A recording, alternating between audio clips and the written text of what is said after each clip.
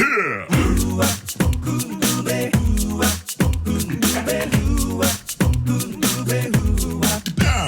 she sneaks around the world from Kiev to Carolina. She's a sticky-fingered filter from Berlin down to Belize. She'll take you for a ride on a slow boat to China. Tell me where in the world is Nic and Carl. Hey there, welcome back to Where in the World Are Nic and Carl. And Carl, we should tell them who won last week, right? Yes, So, it was who was our winner? Jolisa Lance. And where were we?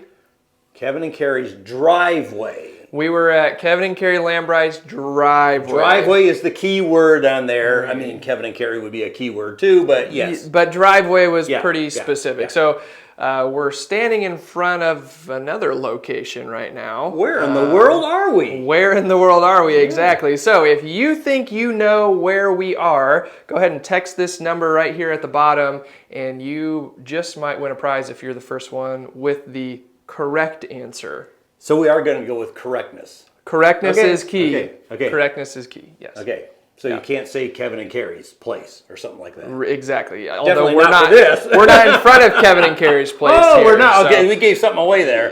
Okay. Yeah. Okay. So, Carl, we are looking at 1 Thessalonians, and in 1 Thessalonians, we've been talking about this general idea of faith and growth, and we've worked our way through first chapter, most of the second chapter. What are we looking at here for this week? Okay, so it's the rest of the second chapter, so it's chapter 2, verse 17, and then we're going to go through all of chapter 3, 13 verses of chapter 3 then too.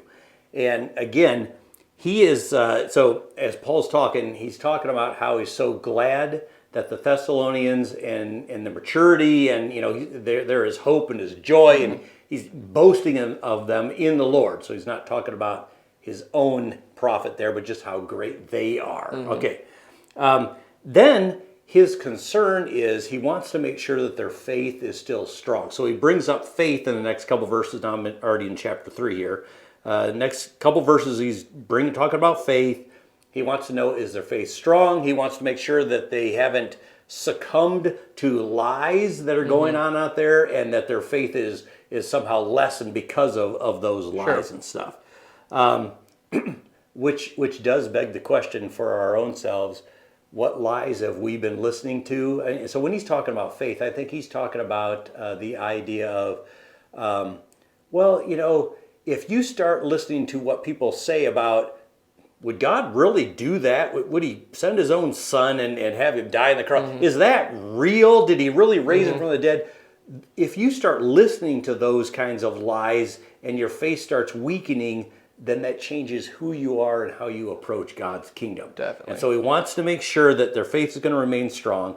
And then later on in chapter 3, then he starts talking about how he is so glad and he can relax a little bit because he's recognizing they're standing fast in the Lord. That actually is verse 8.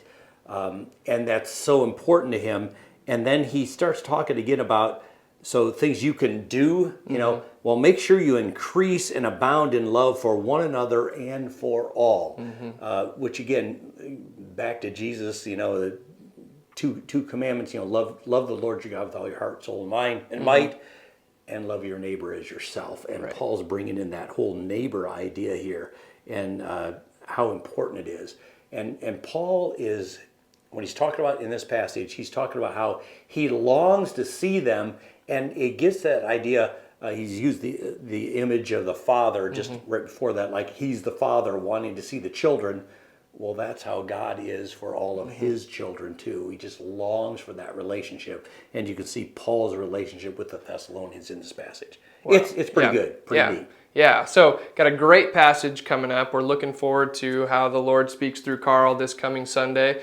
We hope that you are able to join us Sunday morning, 9:15. Again, if you know where we are, text this number right here at the bottom, and you might just win yourself a prize. And be as specific as possible in your answer. As possible. Remember, driveway. Yeah. This isn't a driveway. This is not a driveway. So, all right. Okay. We'll see you later.